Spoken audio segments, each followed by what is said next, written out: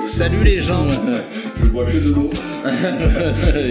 YOLO. C'est mal. Salut les gens. Donc voilà, moi je vais faire bonjour, ici Siglu, moi je vais pouvoir faire l'animateur des questions sur carrément. Twitch. J'espère que vous entendez bien Siglu. Moi vous allez m'entendre parce que c'est normal de m'entendre. Je suis un peu... Ah c'est pas moi qu'on interviewe, merde. Donc ce qu'on va faire, on fait une première partie de présentation de ce monsieur. Et ensuite, toi tu commences à enchaîner. Là j'enchaîne de questions. Regarde toutes les pages. Bon non bon c'est blanc là mais voilà. Et ensuite dès qu'il y a des questions, voilà, à un moment je jugerai comment. T'interviens, tu lèves le doigt comme on dit. Et puis voilà. Très bien. Après tu. Question de Daddy Peul. Où est ton costume de businessman? Ça, je sais qui c'est. Bon. C'est Frick. Ah, c'est Frick? Ah non, je me suis trompé. Je l'ai enlevé, mon petit Frick. Il fait trop chaud pour les costumes. Oui, bien sûr, bien sûr. Trop chaud pour n'importe quoi. On a failli faire l'émission tout nu. Ouais. Mais ils ont refusé ma proposition. On était tout nus. Juste avant. Voilà. Avant que j'arrive, c'était. Voilà, quoi. C'était. Bonne ambiance. Bonne ambiance. Bonne ambiance. Ringard. Est-ce qu'on parle du caleçon trouvé On s'adresse aux jeunes qui nous regardent. Oui. Alors. On est parti, c'est bon. Allez, c'est parti. Ok, bonsoir Arnaud. Bonsoir. Bonsoir, merci d'avoir accepté cette invitation. Avec plaisir. Sur notre nouvelle chaîne Twitch. Merci de nous aider à inaugurer cette chaîne Twitch. Ouais, comprend rien, mais c'est pas grave. Donc on va commencer par une simple présentation de te présenter. Alors bonjour, donc je m'appelle Arnaud Laurent et je suis comédien depuis quelques années maintenant, et si je suis là aujourd'hui c'est notamment pour parler donc principalement de doublage. Exactement. Et on a une perte de signal vidéo les amis. Bon. Est-ce que vous nous entendez toujours? Répondez, envoyez répondez 3615 micro sur la moustache pour nous dire si vous nous entendez encore. Bon, alors les gens nous entendent, mais effectivement on a perdu la vidéo. Ouais.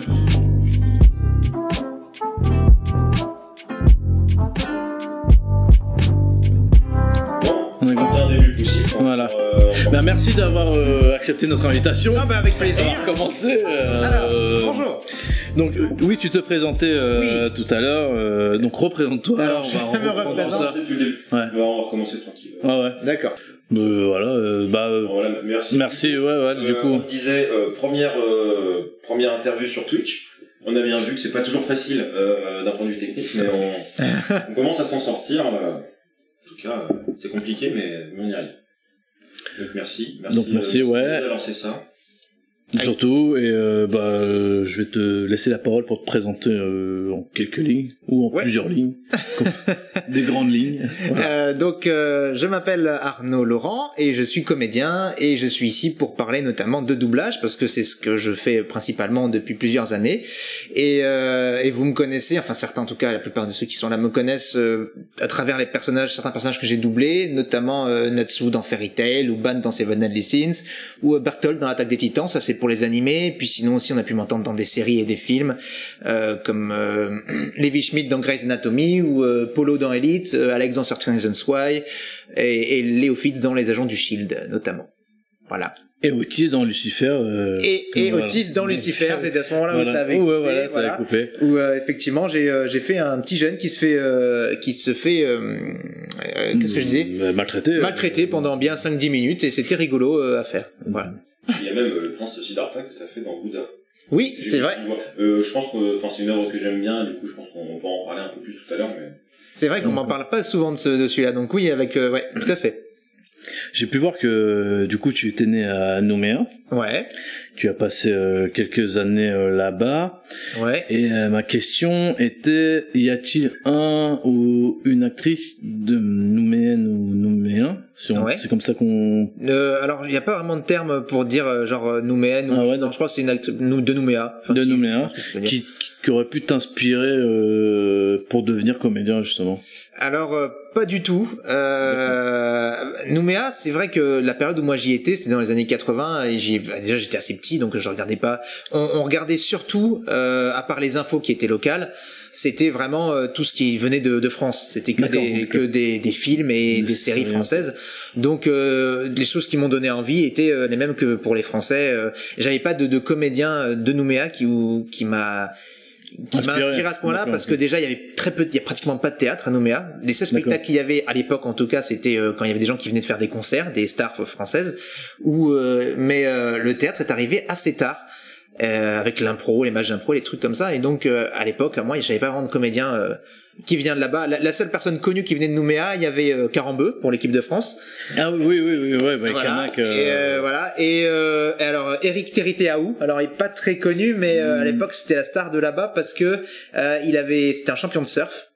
Et d'ailleurs je suis même pas sûr que c'était de Calédonie, je crois que c'était Tahiti, mais on le connaissait vachement en Calédonie. Et aussi parce qu'il a joué dans Alerte à Malibu un petit peu. D'accord, ok. Et du coup c'était un peu la star des îles, quoi, on va dire. D'accord, ok. Et on en vient à ça, donc tu as commencé en fait par le théâtre. Ouais. Et quel souvenir tu gardes de cette période-là de comédien de théâtre? Déjà ce théâtre je continue encore, c'est-à-dire que actuellement pas en ce moment avec la Covid, mais pendant des années parallèlement au doublage j'ai joué au théâtre, donc c'est encore j'en fais tout le temps. Les premiers essais au théâtre très content. Déjà ça s'est fait très tard, c'est-à-dire que au lycée j'ai pas du tout fait de théâtre, j'ai commencé vraiment à la fac, où j'ai commencé d'abord par des cours d'impro à la Ligue universitaire d'improvisation de Toulouse, la Ludi, pour les gens qui regardent, s'il y en a qui connaissent la Ludi Toulouse. Voilà, donc j'ai fait des matchs d'impro, et après j'ai commencé à prendre des cours de théâtre après, une fois que j'ai eu terminé d'avoir ma licence à la fac. C'était le deal avec mes parents. Je me suis senti à l'aise très vite sur scène, et j'ai senti très vite que c'était effectivement ça que je voulais faire. Que c'était ta voix. Voilà, c'était une confirmation en fait d'envie qui était déjà là, parce que j'étais fan de comédien de doublage, j'étais fan de doublage, mais j'en avais jamais fait. Et j'ai su en faisant de l'impro et en faisant du théâtre que c'était vraiment jouer la comédie faisait partie de ce que j'avais envie de faire. Et ensuite quand j'ai commencé à doubler, j'ai compris encore plus que c'était ça s'est confirmé avec le doublage quand j'ai été derrière la barre, quoi. D'accord. Et en théâtre, y a-t-il une pièce que tu aimerais jouer, qui te plaît plus que d'autres? Alors une pièce moi qui m'a bercé, qui m'a inspiré quand j'étais petit, c'était Le Père Noël est une ordure. Évidemment, je suis un grand fan du Splendide et de Thierry Lhermitte notamment. J'étais fan du personnage de Pierre Mortez. Maintenant, je pense pas que j'oserais la jouer parce que j'aurais pas envie de passer après eux. Ils ont tellement marqué les rôles que depuis quand j'ai vu la pièce jouée par d'autres personnes, j'étais déçu parce que pour moi, ils étaient ancrés en moi, leur façon de jouer, je connaissais leur texte par cœur. Donc pour le trip, ça me ferait plaisir de la jouer. Je ne sais pas. Et du coup, qu'est-ce qui t'a amené à dire j'aime le doublage? C'est toutes les séries et les dessins animés qu'on voyait quand on était petit qui m'ont bercé, qui m'ont donné des émotions, qui m'ont fait pleurer, qui m'ont fait rire, et j'ai compris au fur et à mesure du temps que c'était ça que j'avais envie de faire aussi, transmettre des émotions. J'ai eu un vrai déclic quand j'étais en fait à la fac, où je regardais en fait un épisode d'Ally McBeal un soir. Pour ceux qui connaissent pas, c'est une série des années 90, quoi. C'est loin. C'est loin. Voilà. Et il y a un épisode ultra émouvant et où j'ai chialé. Et ça a été un truc, j'ai été voir ma mère, elle était dans la chambre d'à côté, je lui ai dit, maman, voilà, j'ai envie d'être comédien, je veux transmettre ces émotions-là aux gens. Et alors donc elle m'a dit, j'étais à la fac à l'époque, elle m'a dit, alors d'abord tu vas te calmer, tu vas aller prendre des cours à droite, d'abord par exemple à la fac pour voir un peu si c'est vraiment ça que tu veux, si ça te plaît vraiment, et puis après on verra après quand tu auras tes études, tes machins. Et donc c'est à ce moment-là que j'ai commencé à me renseigner pour prendre des cours d'impro. Mais ça a été vraiment un espèce de déclic qui est venu d'un coup. comme ça devant une série en entendant un comédien de doublage particulier d'ailleurs qui était comment il merde, je l'ai plus là, il me reviendra. Si Pierre Tissier. D'accord. Pierre Tessier, qui est un comédien qui est celui qui double Deadpool notamment. Ah oui. Voilà, et qu'on entend partout et qui est un comédien exceptionnel. Et voilà, ben c'est lui entre autres avec d'autres gens avant en amont qui a été le déclic qui m'a donné envie de faire ce métier-là quoi. D'accord, ok. Et tu étais bercé de génération 80. Ouais. Est-ce qui t'a amené aussi à doubler? Est-ce qu'il y a un peu le club Dorothée Ouais, complètement. Bah, c'est les dessins animés dont je parlais. Pour moi, c'était les Chevaliers du Zodiaque, c'était Dragon Ball, Dragon Ball Z, tout ça. Nicky Larson. C'est tous ces dessins animés qui, voilà, que j'ai adoré quand j'étais petit. Et puis à l'époque, on s'en rendait pas compte de l'impact que ça avait sur nous. Et puis plus tard, en les revoyant, en retombant dessus, je me suis rappelé, ça m'a rappelé les choses. Et voilà, ça m'a donné envie de faire comme ces comédiens-là, quoi. Et tu as vu que c'était surjoué parfois? Oui, bah ouais. Mais en même temps, les animes, t'es obligé de surjouer un peu. Alors certains, en tout cas, par exemple, Nicky Larson, c'est encore un autre débat. Nicky Larson, c'était assez violent. Ils ont voulu en faire un truc un peu rigolo parce que à l'époque, tout ce qui était anime, c'était la première fois que ils tombaient dessus, ça n'était pas connu. Donc ils se sont retrouvés avec ces produits-là qui, là, certains sont faits pour les adultes, pas pour les enfants, comme Nicky Larson ou même Ken le Survivant. Ouais.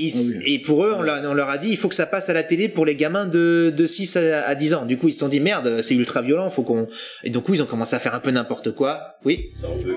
Ah, ça rebug. Mon connexion réussie. Mais en fait, c'est vrai que je vois que j'ai des messages comme quoi ça déconnecte. En gros, on parlait du... Oui, des animes, du coup, je disais que... c'était violent. Voilà, ils se sont retrouvés avec des produits voilà, qu'il fallait donner à des enfants, et du coup, pour édulcorer les trucs, ils ont surjoué certaines choses. Mais après, ce que je disais, c'est que les animes, les gars crient, ils ont des bouches grandes ouvertes, t'es obligé d'être un peu dans l'excès, dans le sentiment, de toute façon, pour réussir à faire le truc. Du coup, et honnêtement, à l'époque, moi, ça m'a pas du tout... ça nous dérangeait pas. En les revoyant plus tard, tu te rends compte effectivement, notamment qu'ils étaient parfois 6-7 comédiens à faire tous les rôles. Ouais. Donc tu entends les voix, tu les reconnais, mais bon voilà, ils faisaient avec le truc, mais malgré tout, ils le faisaient avec le cœur. Et quand tu vois au niveau du sentiment et du jeu, ça faisait vraiment le taf et c'était suffisant. En tout cas, moi, ça m'a fait chialer un nombre de fois incroyable. Enfin, voilà, c'était suffisant pour faire le travail, quoi. D'accord. Et du coup, où tu prends le plus de plaisir à doubler, c'est sur des animes ou sur des lives, du live, des séries ou des films. Des séries, quoi. Voilà. Ouais. C'est deux plaisirs complètement différents. C'est-à-dire que les animes, c'est beaucoup d'énergie. C'est des sentiments, c'est une façon de jouer différente, c'est des sentiments, ce que je disais, exacerbés, c'est à fond dans un sentiment, à fond dans un autre, donc c'est beaucoup de ruptures, beaucoup de folie, et donc c'est très grossier, on va dire grossier, pas péjorativement, mais c'est exagéré un peu dans le jeu, mais ça demande un vrai sentiment qui est exagéré. Quand on est sur de la série ou du film, il va falloir jouer plus de façon de tous les jours. Il faut plus coller à ce qu'a fait le comédien avant, et du coup ça demande une finesse en plus. Et c'est un peu plus compliqué et ça demande encore autre chose. Et entre les deux, je dirais que je préfère peut-être doubler des séries et des films, enfin des comédiens qui ont déjà doublé avant moi, parce que le challenge est plus grand. Pour moi, en tout cas. Ouais, faut que tu te rapproches au maximum de ce qu'a pu proposer le comédien. Ça demande une vraie empathie, ça demande un vrai oubli de soi, ça demande vraiment à se fondre dans la personne qui est passée avant et c'est très particulier et c'est très chouette à faire, quoi. C'est très très très bien. D'accord. Et la question suivante, c'est le fait d'être reconnu dans ce monde du doublage. Ouais. Est-ce que ça te ferme pas les portes pour faire des rôles face caméra? Alors non, c'est vrai que ce que tu dis est pas con, c'est que pendant beaucoup d'années, les comédiens de doublage, notamment dans les années 70-80, ceux qui faisaient du doublage c'était un peu les rejetés. Les rejetés du milieu, c'était ceux qui c'était pas terrible, c'était un peu nul de faire du doublage, c'était un peu la honte, on va dire, de faire du doublage. Mais ça a évolué au niveau des années et maintenant le doublage est justement a pris une espèce de lettre de noblesse. Qui fait que la plupart des comédiens veulent faire du doublage souvent, pas forcément pour les bonnes raisons des fois, alors c'est vraiment par passion, mais c'est aussi parce que c'est une des spécificités du milieu maintenant, entre le théâtre et la télé, qui est parmi les mieux payées et les plus intéressantes. Donc il y a plein de comédiens qui veulent maintenant essayer d'en faire pour aider, quoi, enfin pour mettre un peu de beurre dans les épinards et voilà. Et donc au contraire, maintenant le doublage est vraiment mis en avant, reconnu, grâce aux réseaux sociaux, grâce aux conventions, pour plein de trucs et donc maintenant non. Et c'est surtout que ce sont des réseaux très différents maintenant. C'est-à-dire que soit le réseau théâtre et encore télé, et après doublage, c'est des réseaux qui n'ont rien à voir, et donc c'est des réseaux qu'il faut se créer à chaque fois. Et donc la plupart des gens qui sont à la télé et qui font des séries en ont rien à faire de que tu fasses du doublage ou pas, quoi. C'est-à-dire que tu vas passer des castings, et si ça marche, ça marche, et ça marche pas, d'accord. que t'aies fait du doublage, ils s'en foutront, je pense. Du coup, on reste, parce qu'on a eu pareil une autre interview de Matteo Capelli qui nous disait que ça marchait un peu avec le réseau. Est-ce que dans le monde du doublage c'est aussi beaucoup de réseau? C'est que du réseau. Enfin, c'est comme tous les métiers, c'est-à-dire que si on te connaît pas, on viendra pas te chercher, on viendra pas te demander de bosser. Il faut savoir que dans le doublage, on choisit jamais les rôles qu'on fait. C'est les directeurs artistiques, ce sont ceux qui vont diriger les doublages, qui sont en charge du doublage.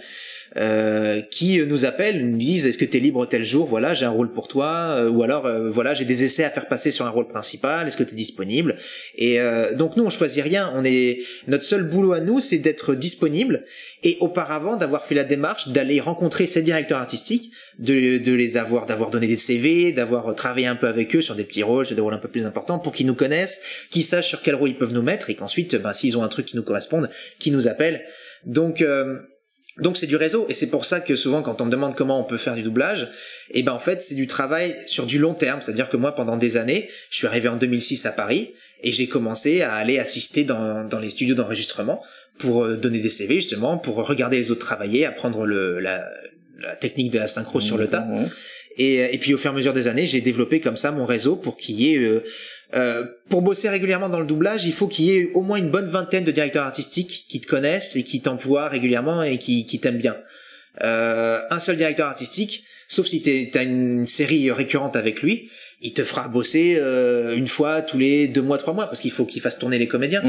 Donc sauf s'il t'adore et qu'il te met sur tous les produits, un seul directeur artistique te fera pas sera pas suffisant pour vivre. Donc il faut qu'il y en ait plein qui te connaissent, et donc c'est un vrai réseau que j'ai créé au fur et à mesure des années. Quoi. Donc tu conseilles à des doubleurs non professionnels qui sont notamment avec nous sur Twitch de démarcher du coup les studios. C'est ça. Il y a que comme ça que ça marche. Mais ma question vient que avec tout ce qui s'est passé, la Covid, et notamment maintenant les clauses de confidentialité qu'il y a maintenant, c'est peut-être un peu plus dur, et c'est beaucoup plus dur. Tu aurais peut-être un tuyau à donner pour démarcher comme ça, ou... Alors déjà moi quand j'ai commencé en 2006-2007, on était déjà très nombreux souvent à venir assister, c'est-à-dire que le matin on arrivait dans les studios d'enregistrement, on était une dizaine de comédiens à demander au directeur artistique si on pouvait assister. Donc ce que j'appelle assister, c'est venir regarder l'enregistrement, se mettre dans un coin, rien dire, et puis pendant une demi-journée, une journée, regarder les autres travailler.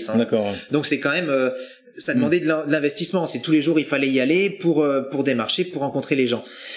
Et déjà à l'époque c'était compliqué, c'est-à-dire qu'on était déjà nombreux et finalement l'écrémage se faisait avec la motivation, c'est-à-dire que revenir régulièrement pour des fois se prendre des refus parce que on ne disait pas toujours oui, et des fois on ne disait pas forcément avec les formes, donc des fois on t'envoyait chier facilement, donc c'était tout le temps des remises en question, on se prenait des râteaux, il fallait repartir, c'était déjà compliqué à l'époque.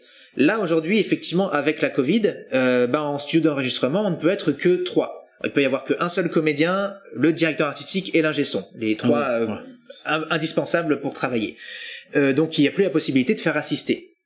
Donc maintenant, les petites ficelles qu'il y a, qui se sont développées depuis 1 an, c'est éventuellement il faut se renseigner. Tu as certaines boîtes de doublage comme aux Bahamas, il y en a d'autres, il faut regarder, qui maintenant organisent en fait des journées où il y a possibilité de rencontrer les directeurs artistiques et donc de s'essayer un peu au doublage. Si on a pu faire un stage avant, c'est pas plus mal. Donc le problème des stages et de ces journées-là aussi, c'est que c'est payant et c'est que c'est cher.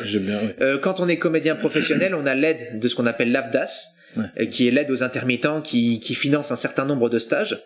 Donc ça permet parfois de financer, parce que les stages dont je parle de doublage qui durent 2 semaines, il faut bien compter entre 2000 et 3000 euros. Donc c'est des budgets.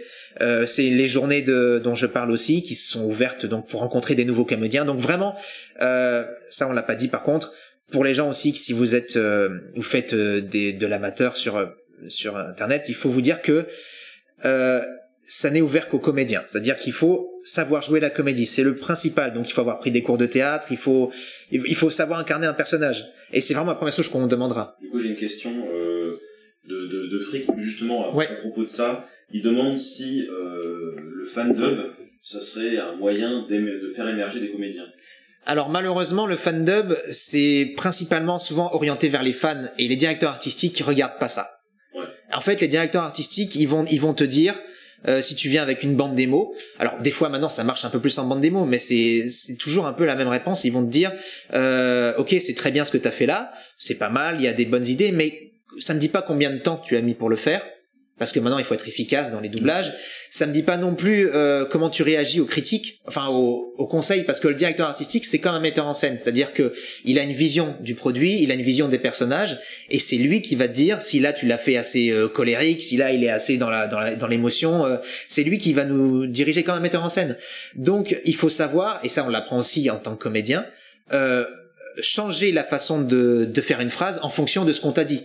C'est-à-dire que si tu arrives d'un coup comme ça, tant mieux, c'est ce qu'on appelle une one take, mais en général, très souvent, il faudra qu'on aille un peu plus loin dans le sentiment, que ce soit un peu plus fin, et donc ça va être le directeur artistique qui va donner une indication en disant, bah là, fais-le un peu moins fort, tu vois, il est moins fort à l'écran, il faut que tu baisses un peu la voix, là, tu vois, il pleure plus, donc il faut que tu ailles plus dans l'émotion. Et il faut avoir cette capacité de comédien à réagir et dans l'instant à proposer une chose qui aille dans le sens que dit le directeur artistique. Et t'as des comédiens qui, malheureusement, ils vont faire 20 fois la même prise, il y aura aucune modification, et ça, le directeur artistique, il peut pas, il a besoin de quelqu'un qui soit réactif. Donc c'est pour ça qu'ils vous diront, alors ça coûte rien, effectivement, d'envoyer des démos, d'envoyer des extraits des animes que vous avez faites, parce qu'on sait jamais, peut-être qu'ils entendront votre voix, ça leur dira quelque chose, ils voudront en savoir plus. Mais la plupart, ils sont tellement déjà sollicités, ils ont tellement de travail parce qu'ils doivent, le directeur artistique, il doit préparer tout son cast, il doit ensuite répartir sur les comédiens et les faire venir aux bonnes heures en fonction de leur dispo. Enfin, c'est des travails monstres. C'est-à-dire que les gars, une fois qu'ils ont passé une journée d'enregistrement avec nous, les comédiens, ils ont encore tout le taf de préparation derrière. Le soir, ils se couchent à des heures. C'est un travail de monstre, directeur artistique. Donc, ils n'ont pas forcément le temps d'aller écouter une bande démo que leur envoie une personne lambda qu'ils connaissent pas. Surtout qu'ils en reçoivent beaucoup. Alors à l'époque déjà ils étaient très sollicités sur place parce que quand t'as 10 comédiens qui viennent te voir le matin en te disant est-ce que je peux venir assister, tu vois, c'est assez oppressant pour les directeurs artistiques. Et puis certains aussi ne sont pas curieux.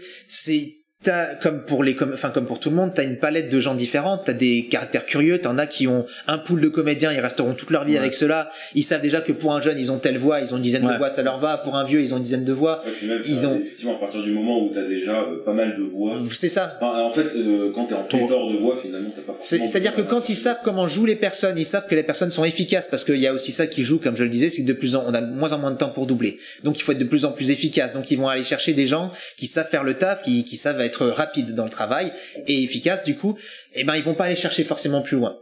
Et c'est pour ça que c'est compliqué. Donc, moi, mon vrai conseil, c'est effectivement, ça va être de toute façon, à un moment, il va falloir aller à la rencontre des gens. Ce que je dis tout le temps, c'est que si on ne te connaît pas, on viendra pas te chercher.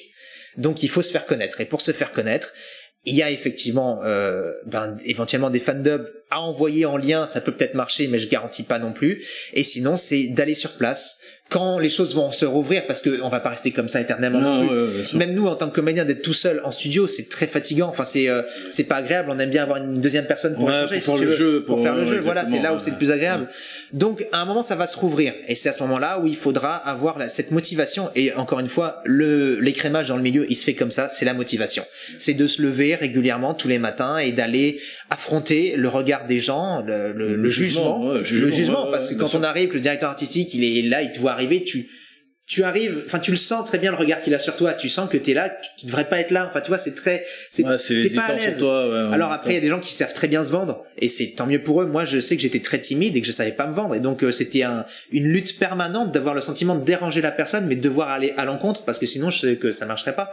Donc il faut aller au-delà de ça et il faut y aller régulièrement et rencontrer le directeur artistique et provoquer sa chance. Et parfois il y a un directeur artistique, tu sais pas pourquoi, il aura un rôle à un moment qui vient de tomber sur lui, il va voir ton physique, il va voir entendre ta voix, il va dire ah tiens ça peut être sympa sur le rôle que j'ai, et peut-être qu'il te fera passer un essai, et peut-être que tu vas être pris par l'essai, et peut-être qu'ainsi de suite, et ça va faire boule de neige. Mais ça c'est des chances qui se créent parfois, c'est des ouvertures, mais pour les créer il faut s'être vendu en fait. D'accord. Il faut aller te rencontrer les gens. Et ça se fera pas de chez soi, juste en restant sur place, ça peut pas. C'est que de la rencontre malheureusement. Ça paraît finalement, ça paraît pas si ouvert comme par rapport à d'autres milieux professionnels qui sont pour les castings et les trucs comme ça, tu veux dire. Ça paraît très compliqué si la manière de sélectionner les gens, c'est juste de sélectionner les gars qui arrivent à rester 10 heures jour après jour à venir tout le temps quoi. Enfin c'est quand même compliqué. C'est vrai, en fait c'est et moi c'est quelque chose que j'aime aussi, c'est la récompense à la motivation. C'est aussi là où c'est comme pour tout, c'est si t'es motivé, tu te donnes les moyens, il y a pas de raison que ça marche pas, sauf si t'as pas le talent. Ça c'est encore autre chose derrière, c'est qu'il faut aussi savoir jouer la comédie. Enfin, il y a aussi des gens qui ont une fibre plus comédie ou plus dessin, ou plus. On a chacun nos emplois. Et donc il y a plein de choses qui jouent et qui font que pour certains ça va marcher du jour au lendemain. Moi j'ai des potes qui ont commencé à assister en même temps que moi et au bout de 6 mois ils avaient déjà commencé sur des rôles récurrents et puis ils ont cartonné et puis voilà et ça a marché plus vite que moi. Et t'en as d'autres ça va mettre beaucoup plus longtemps. Tout le monde est différent, c'est des questions, tu sais jamais ce qui va jouer. C'est de la chance, c'est de la rencontre, c'est du créer du réseau, voilà, c'est que ça qui marche. Et quand je parle réseau, je parle pas de fils d'eux ou de se faire ou d'être pistonné, c'est pas ça. Parce que moi je connaissais personne dans le milieu, le réseau, c'est comme n'importe quel milieu quand on va démarcher, donner sa carte ou des trucs comme ça pour les VRP ou je sais pas quoi. C'est de se faire connaître. C'est tout. C'est être accepté être reconnu, considéré comme étant légitime en fonction du travail qu'on fait. C'est ça, exactement, être reconnu par ses pairs, une légitimité et c'est normal en même temps, c'est ce que les gens ont tendance à pas comprendre parce qu'ils nous voient nous amuser au micro. En même temps, c'est normal parce que c'est un milieu où il faut qu'on s'amuse si on veut que ça marche.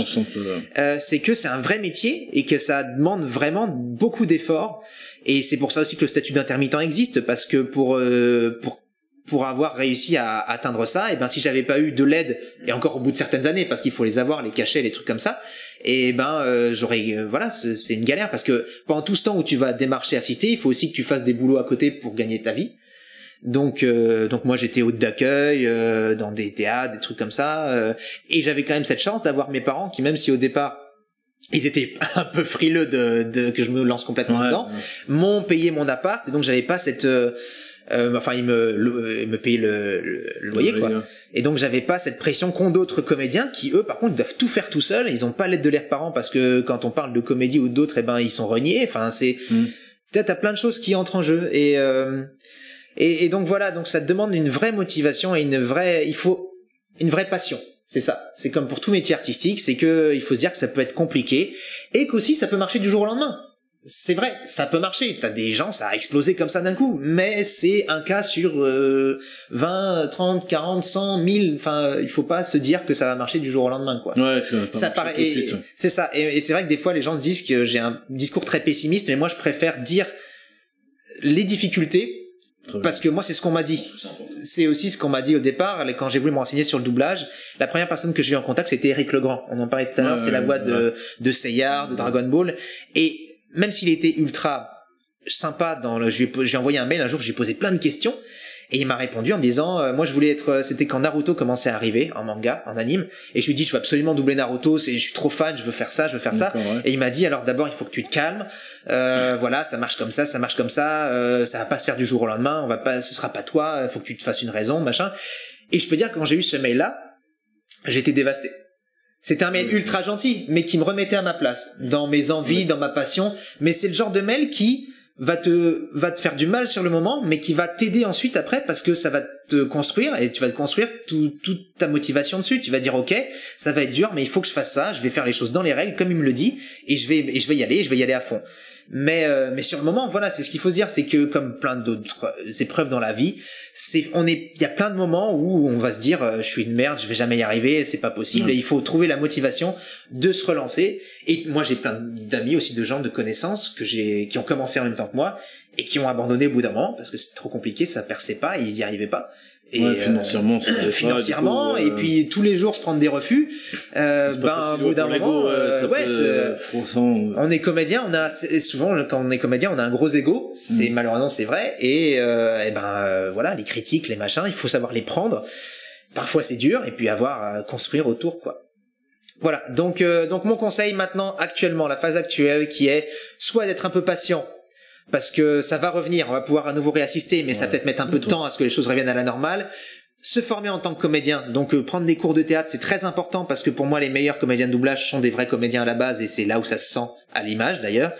Et éventuellement, si on a l'argent, ce que font les professionnels et des amis à moi professionnels qui veulent se lancer dans le doublage, ces fameuses journées, se renseigner sur des journées où on rencontre les directeurs artistiques, où ils nous apprennent le métier, et puis c'est un premier contact avec ces directeurs artistiques qui peut-être, s'ils aiment bien ce que vous faites, vous rappelleront sur des petits rôles. Encore une fois aussi autre chose, vous serez jamais sur des rôles principaux dès le départ. Ça aussi c'est, à part une chance de dingue, on va d'abord vous faire un serveur, un machin comme pour tout, et puis après un rôle un peu plus important, et puis après on vous fera peut-être passer un rôle, des essais sur des rôles principaux, et peut-être que vous serez pris, et peut-être pas. Moi des rôles principaux, il y en a plein que j'ai raté ou j'ai jamais été pris. Dans My Hero Academia, j'avais passé les essais sur le héros principal, j'ai pas été pris. Pareil sur Attaque des Titans, j'avais passé sur le héros sur Eren, j'ai pas été pris non plus. Voilà, c'est des, il faut se dire qu'on aura des refus et que notre voix plaît pas sur le moment. C'est des questions de goût, c'est des questions de plein de choses qui entrent en jeu. C'est des questions aussi de directeur artistique. Oui, voilà. Enfin après avec la voix. Exactement. Alors le directeur artistique, souvent pour les essais, lui, il va choisir genre 3-4 comédiens. On passe les essais. Après, c'est lui qui envoie tout au client. C'est le client qui décide. D'accord. Les Japonais, souvent dans les cas des animés, moi par exemple pour Fairy Tail, c'est les Japonais qui m'avaient validé sur Natsu, quoi. Ah oui, d'accord. Ouais, ça remonte vraiment aux clients. Voilà, non, c'est les clients qui décident les voix. Et c'est pour ça que des fois, t'as des directeurs artistiques qui te disent, moi, je t'avais mis en priorité dessus parce que je t'aimais bien dessus, mais finalement, le client en a décidé autrement, il préférait une autre voix. Et voilà, et on sait pas qu'est-ce qui fait que on va préférer ta voix à une autre, ton jeu à un autre. C'est un peu la roulette russe aussi. Tu sais pas sur qui tu vas tomber, tu sais pas. Voilà, c'est comme ça que ça se joue. Et il y a pas mal de questions Twitch. Ah vas-y. Il y en a pas mal qui sont passées entre temps. Bon, il y en a une, ça rejoint un peu ce que tu disais. Ouais. Il y en a deux qui se recoupent pas mal. C'est est-ce qu'il faut vraiment avoir fait du théâtre? Bon, ça, je pense que c'est plutôt une formation de comédien. Et la deuxième qui vient compléter, c'est finalement à partir de quand est-ce qu'on peut se considérer comme étant comédien? C'est super subjectif. C'est ça. Une philosophie comme question. Exactement. C'est ce que tu dis. C'est à quel moment on se considère dans le milieu artistique. C'est très compliqué de répondre à cette question. Déjà, moi, j'ai tendance à dire, si tu fais une bonne formation professionnelle, genre un conservatoire d'arrondissement ou un conservatoire de 3 ans, t'as déjà une bonne quantité de base de comédien. Tu peux déjà considérer que tu peux te lancer et essayer d'assister à jouer la comédie. Quand est-ce qu'on est comédien? T'as des comédiens de 80 ans qui diront, moi, j'en apprends tous les jours et je continue encore à apprendre. Comme les chanteurs. Tu vois, c'est super subjectif. Moi, en gros, je me suis dit, je sais pas, j'ai tenté ma chance. Et de toute façon, les gens, ils te diront vite. Les directeurs artistiques, ils te diront vite, t'es pas prêt, t'es prêt. Enfin voilà, c'est à toi de le sentir aussi quand vous assisterez peut-être à des séances d'enregistrement. Si vous sentez que vous avez l'impression que vous pouvez le faire, ça vaut le coup de tenter un essai. Effectivement, de demander au directeur artistique si vous pouvez vous faire un peu entendre et tout. Faut faire attention à ça aussi parce que entre ce qu'on pense qu'on peut faire et la réalité, parfois il y a une différence. Et le problème, c'est que le premier contact que va avoir un directeur artistique avec vous, c'est-à-dire la première impression, parfois va être décisive. C'est-à-dire que si vous êtes pas au point sur le moment, il va garder une idée de lui, il est pas prêt et peut-être qu'il vous remplira pas pendant des plombes. Donc voilà, c'est plein de choses qui entrent en jeu. C'est à vous de vous faire votre idée. Moi, ce que je dis principalement quand je dis qu'il faut être comédien, c'est qu'il faut au moins avoir suivi une formation, mais pas une formation genre souvent des fois on me dit j'ai fait du théâtre au lycée pendant des années. C'est pas des vraies formations. Moi, je parle de formations qui forment à être comédien professionnel ou semi-professionnel, qui ont pour but de faire de vous des comédiens. C'est ça qu'il faut suivre. De l'acting ou du théâtre. Et après, c'est à vous d'avoir ce sentiment de vous dire est-ce que j'ai l'impression que j'arrive à jouer la comédie. Les retours de vos profs aussi, il faut écouter vos profs. Si vos profs vous disent là je sens un petit peu frais, tu vois, t'as encore des trucs à apprendre, des machins, peut-être que voilà, il faut continuer. Et s'ils vous disent au contraire non, là t'es assez solide, tu peux tenter ta chance, tentez votre chance. Il faut pas hésiter à suivre les conseils de vos profs et des gens qui vous sont pas supérieurs, plus anciens, des anciens, c'est ça. Les conseils des anciens, c'est une source incroyable de connaissances et pour se nourrir soi-même. Moi, je suis à l'écoute énormément de toutes ces personnes qui m'ont donné des conseils. Éric Legrand, même dans le doublage, quand j'ai commencé, t'as des directeurs artistiques qui donnent beaucoup de cours. Thierry Vermut aussi, qui la voix de Tintin, la voix de Dawson. Ah oui, d'accord. C'est quelqu'un qui, dans les débuts, dans mes premiers essais, me disait aussi, alors là, tu vois, calme-toi, il me donne des conseils sur la rythmo, sur comment jouer, placement de la voix, plein de trucs. Et donc, il faut savoir écouter, entendre les critiques surtout, parce que c'est très important. C'est qu'il y a des critiques des fois qui vous feront pas plaisir, mais il faut savoir les entendre, quitte à ce que sur le moment, vous prenez, vous dites rien, et puis voilà. Et après, il faut revenir dessus, y réfléchir, et pas non plus tout remettre en question non plus. Il faut savoir prendre ce qu'il y a à prendre. en fait, on se forme, chaque comédien a sa technique différente. Moi, je sais que j'ai appris avec différents profs, et j'ai pris à chaque prof ce que je sentais qui me parlait le plus, et c'est comme ça que je me suis créé ma façon de jouer, en fait. Et qui parlera pas forcément à un autre comédien. Et c'est pour ça que c'est important aussi d'avoir plusieurs profs, plusieurs rencontres. Enfin voilà, il faut se nourrir. De toute façon, c'est important de se nourrir de plein de choses, de se nourrir aussi de plein de films, de séries, des animes, de regarder des anciens films aussi, parce que t'apprends une façon de jouer différente. On jouait pas de la même façon dans les années 70 que dans les années 80 et encore moins dans les années 2000. Et voilà, il faut, en fait, l'apprentissage de comédien, c'est de se nourrir de tout ce qu'on rencontre. Voilà, et c'est ça qui va faire que tu auras une façon de jouer. Et moi, je sais qu'il y a plein de comédiens qui m'ont inspiré. Je suis très inspiré de Jim Carrey. J'en parlais, de Thierry Lhermitte. Sur scène, en tout cas, je sais que je suis très corporel, et c'est de ces gens que ça vient. Je suis très inspiré de Leslie Nielsen. Alors, ça parlera pas beaucoup aux jeunes, mais peut-être plus les Y a-t-il un flic pour sauver la reine, le président, tout ça. Pour moi, c'est des films que je connais par cœur. Et c'est j'ai ces mecs-là dans le jeu. Les gars qui les doublaient aussi, j'ai leurs intonations dans la tête, et malgré moi, parfois, quand j'ai une intention, ça ressort. Et je me dis, ah putain, ça fait vachement telle personne. Et c'est comme ça, c'est que ça m'a nourri et que je me suis inspiré d'eux sans le vouloir, quoi. D'accord, ok. Donc, voilà. Et le théâtre, c'est pas obligatoire, le théâtre. Mais, pour moi, c'est recommandé. C'est-à-dire que pour moi, tu peux être comédien de doublage sans avoir fait du théâtre. Mais ça fera, tu retrouves des doublages qui sont mauvais. Des gens qui savent pas jouer la comédie, qui se contentent de lire un texte, et tu l'entends tout de suite. Pour moi, un mauvais doublage, tu le reconnais tout de suite.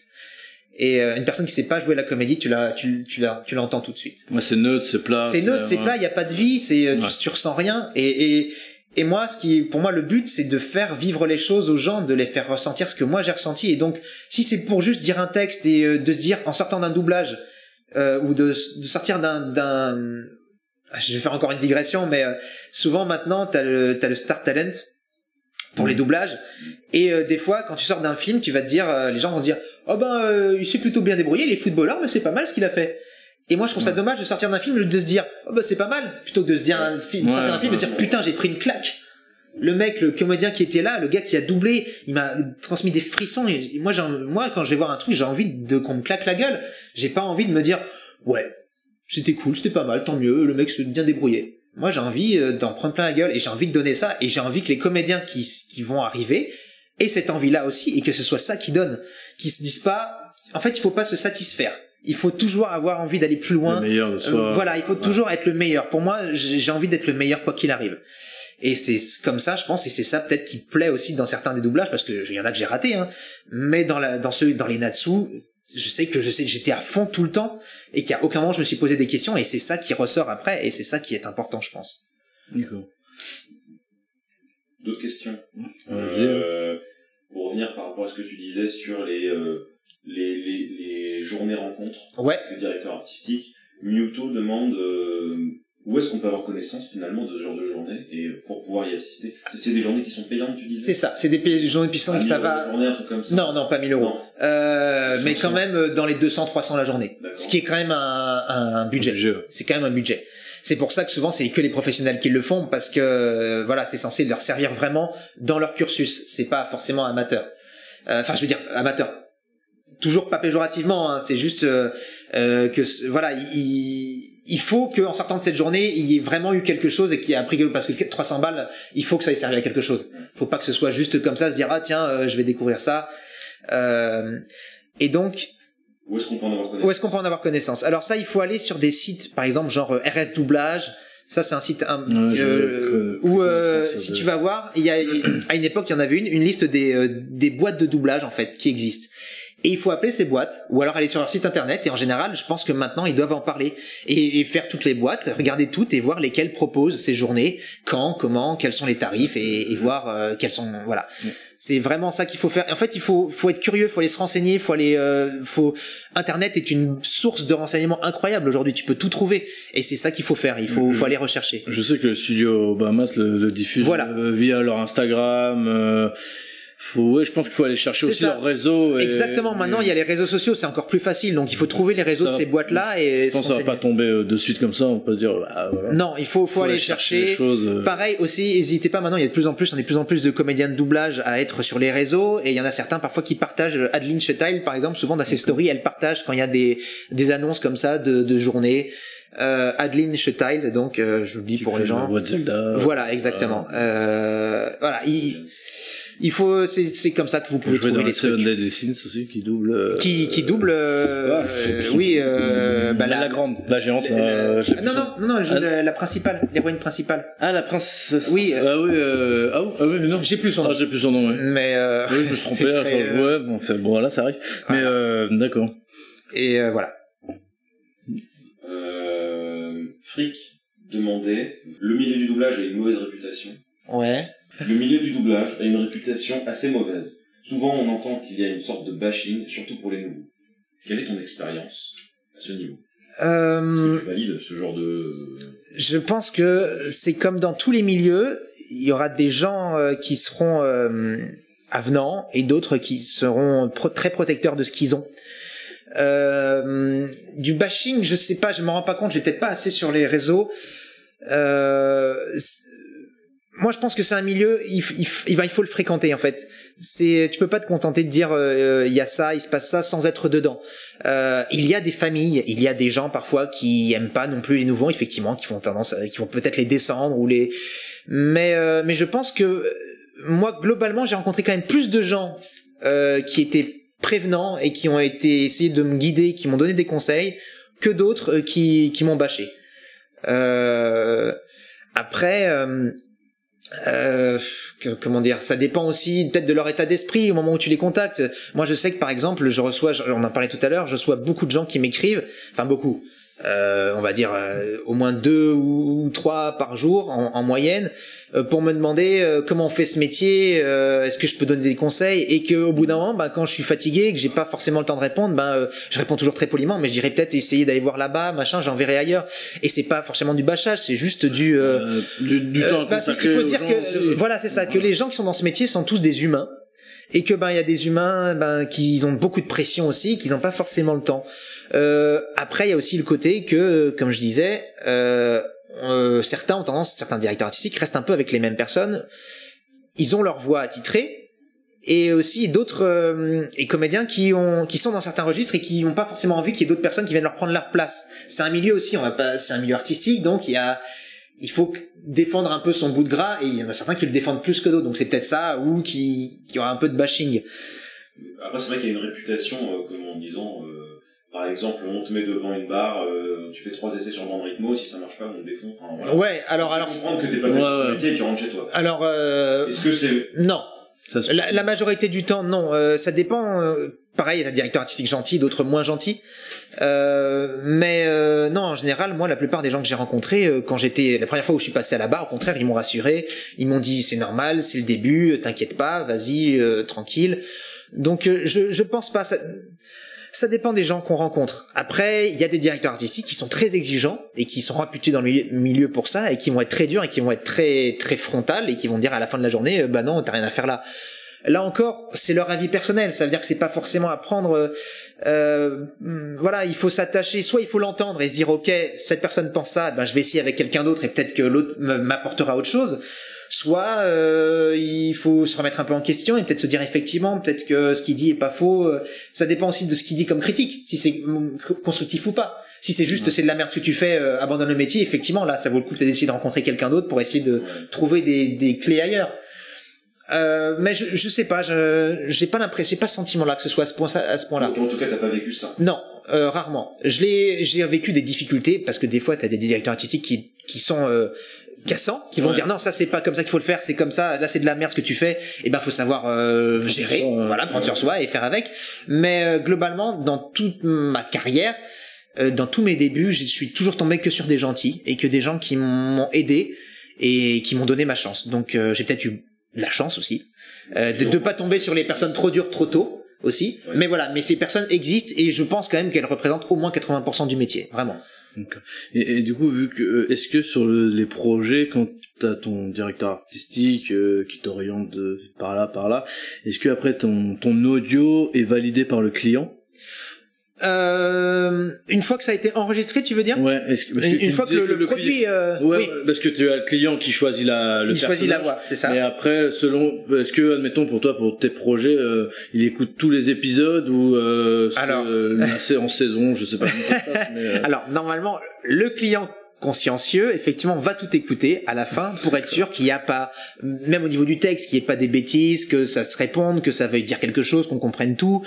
Et après, parfois, s'il y a des phrases qui leur vont pas, effectivement, on fera ce qu'on appelle des retakes, c'est-à-dire qu'on revient et on enregistre une phrase ou deux phrases parce qu'il y a un terme qui leur allait pas. Mais c'est très rarement au niveau du jeu finalement qu'ils reprennent. En général, ils font globalement confiance au directeur artistique. Si on te reprend, c'est plus parce que l'adaptateur.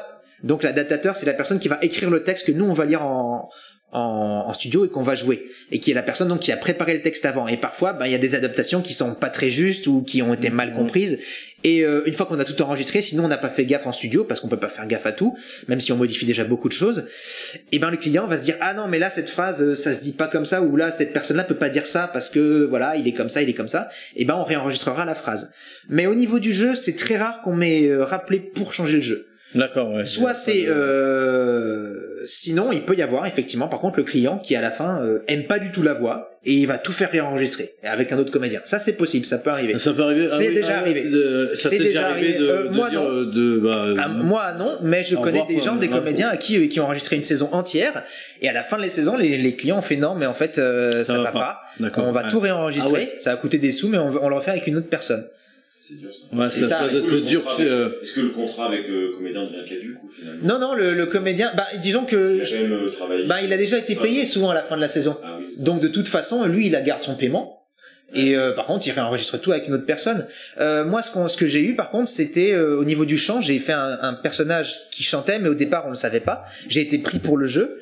Il s'est mis à chanter, et à l'époque, je maîtrisais pas le chant. Et donc j'ai chanté une chanson et c'était avec Disney et c'était trop juste, c'était pas assez bien chanté pour eux, du coup ils ont pris un chanteur pour chanter toutes les parties chantées de ce personnage à ma place. Et ça m'a fait du mal à l'époque et du coup j'ai pris des cours de chant après, donc pour ce cas où ça arrive plus. Mais me changer moi le comédien, ça m'est jamais arrivé, mais ça peut arriver. Le client est roi. Nous en tant que comédien, il faut savoir qu'on est rien en fait. On peut nous remplacer du jour au lendemain. C'est ce qu'il faut aussi se dire dans ce métier. C'est ça qui peut être compliqué. C'est qu'on peut passer des mois sans qu'on nous appelle et on peut aussi on peut tout perdre du jour au lendemain. On peut avoir un rôle et puis 2 jours avant, on va te dire finalement le client a pris quelqu'un d'autre. Et voilà. Et tu doubleras pas ce personnage. D'accord. Tout peut arriver tout peut arriver.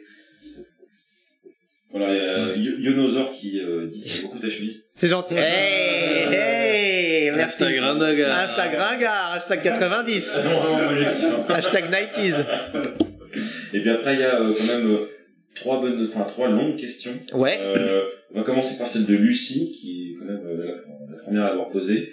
Est-ce qu'il faut avoir une voix différente ou spéciale pour faire du doublage? Ouais. Il y a plusieurs sous-questions. Ouais. Est-ce que être comparé à une comédienne de doublage, c'est une bonne chose ou pas trop, ou est-ce qu'on s'en fout? Parce que par exemple, tu parlais d'Adeline Chetaille, et justement, elle est souvent comparée à Adeline Chetaille.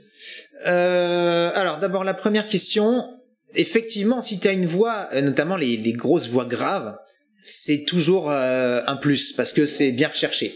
C'est voilà, non mais c'est con, mais Benoît Alman. Tout à fait, voilà, Benoît Alman. Et puis t'en as plein qui depuis ont aussi repris la relève et qui ont des belles voix graves. C'est toujours bien vu. Maintenant, moi je pense qu'est-ce qui fait la différence avec les autres, on va dire, au niveau du choix, si on doit parler de choix, si on travaille plus qu'un autre, pour moi c'est le jeu. C'est le jeu qui va faire la différence. C'est vraiment ça. C'est moi souvent il y a des gens qui me disent j'adore ta voix, t'as une belle voix et tout. J'ai une voix, si on fait gaffe, j'ai une voix très nasillarde et pas belle du tout.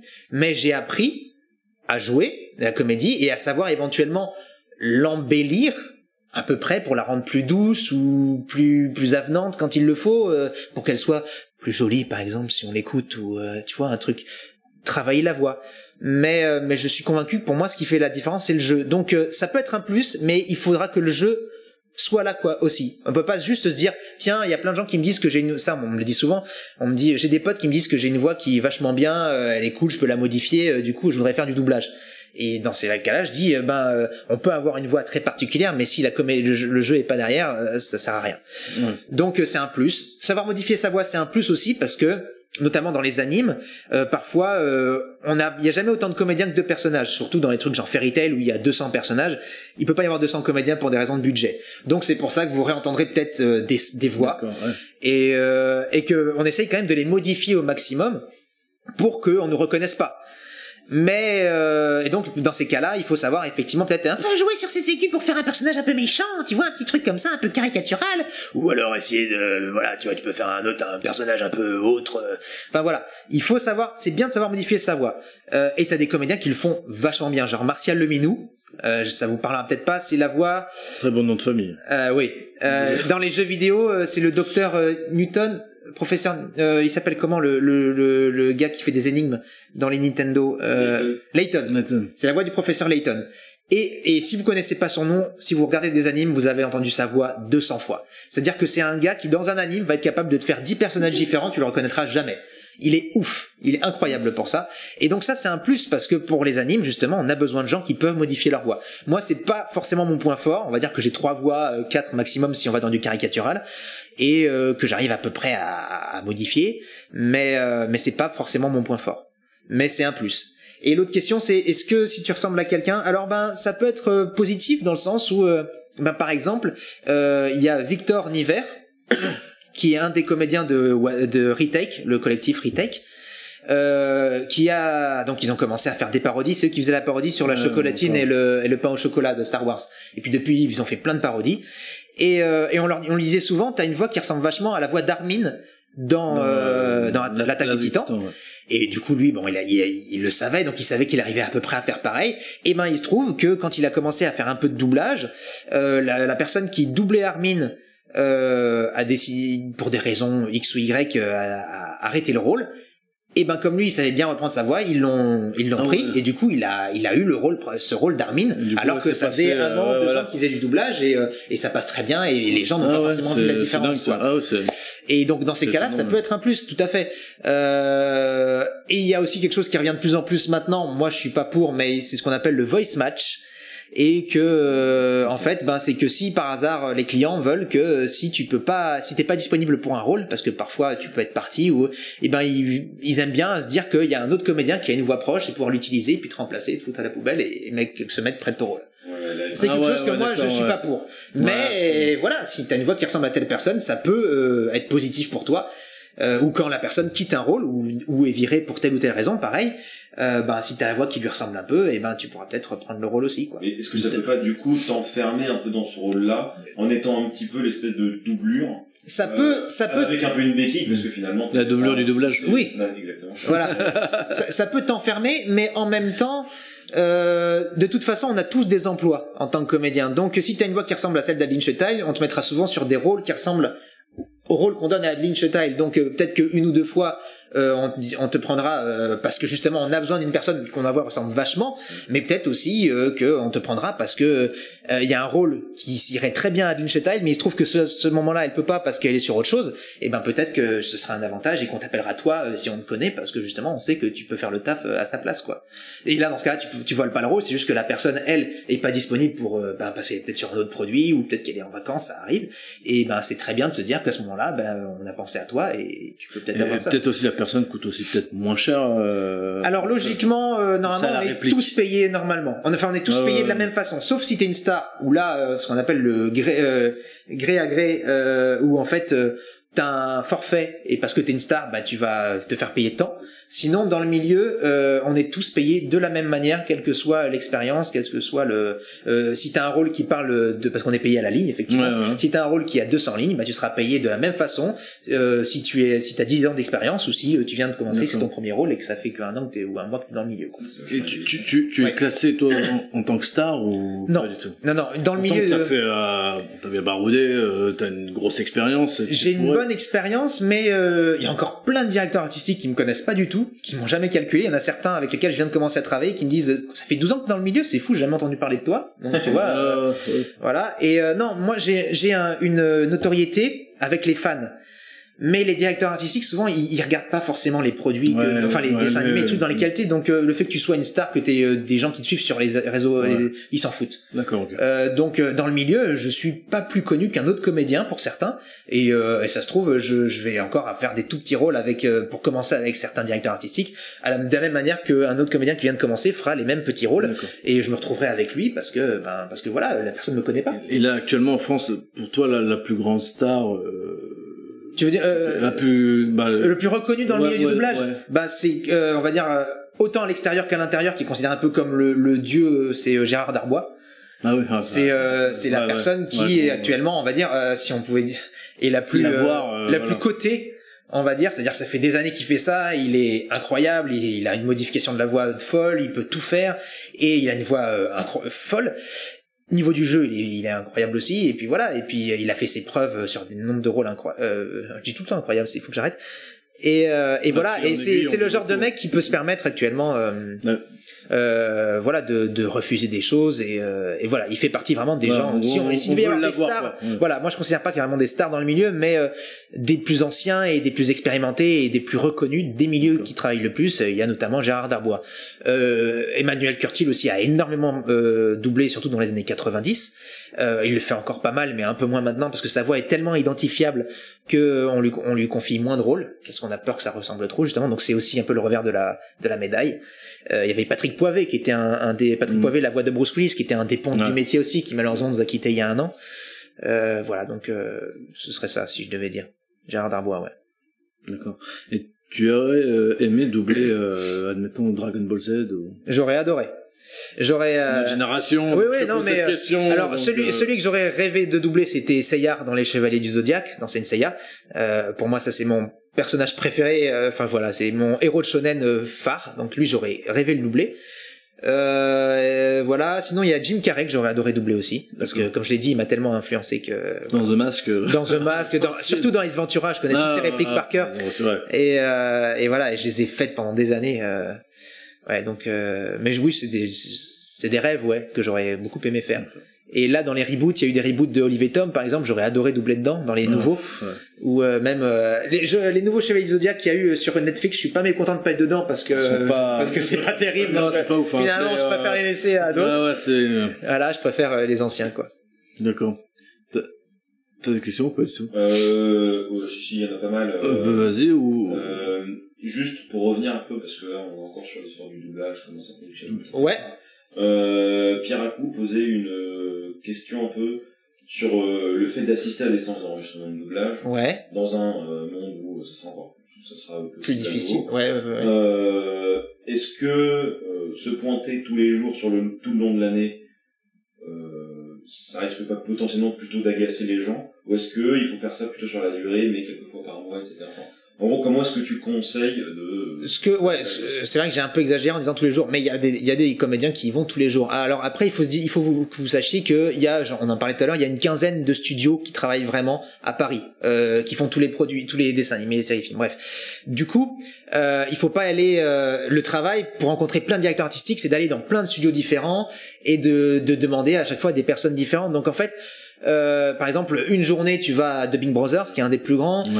Après, 2 jours après, tu vas dans un autre, et c'est comme ça.